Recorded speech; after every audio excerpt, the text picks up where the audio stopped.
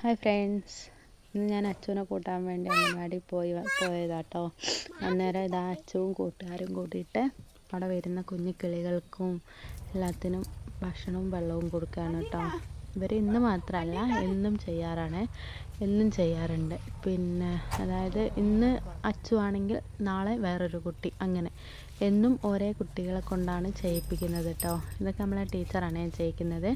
അംഗൻവാടിയിൽ വരുന്ന എല്ലാ കിളികൾക്കും എല്ലാത്തിനും ഫുഡ് കൊടുക്കാറുണ്ട്. അംഗൻവാടിയിലെ മക്കളെ എങ്ങനെയാണോ ഇതാക്കുന്നത് അതുപോലെ കിളികൾക്കും അതിന് വേണ്ടിയിട്ടുള്ള എല്ലാ സാഹചര്യവും ഒരുക്കിയിട്ട് അതിന് ഫുഡും വെള്ളവും കൊടുക്കും. പിന്നെ ശനിയാഴ്ച, അതായത് ഞായറാഴ്ച കൊടുക്കാൻ പറ്റാത്തത് കൊണ്ട് അംഗൻവാടി ലീവല്ലേ, അപ്പം ശനിയാഴ്ച വൈകുന്നേരം കൊടുക്കും കേട്ടോ.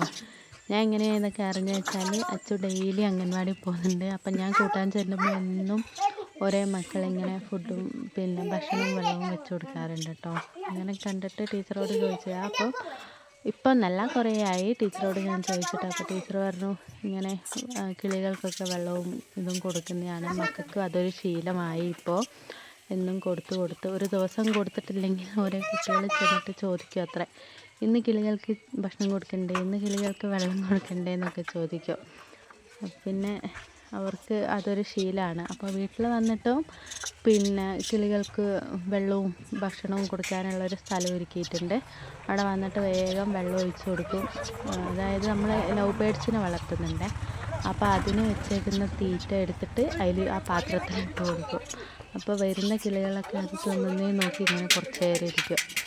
അതൊക്കെയാണ് ഇവിടെ പതിവ്. അംഗൻവാടിയിൽ നിന്ന് ശീലിച്ചതൊക്കെ വീട്ടിലും വന്ന് ചെയ്യാറുണ്ട് കേട്ടോ.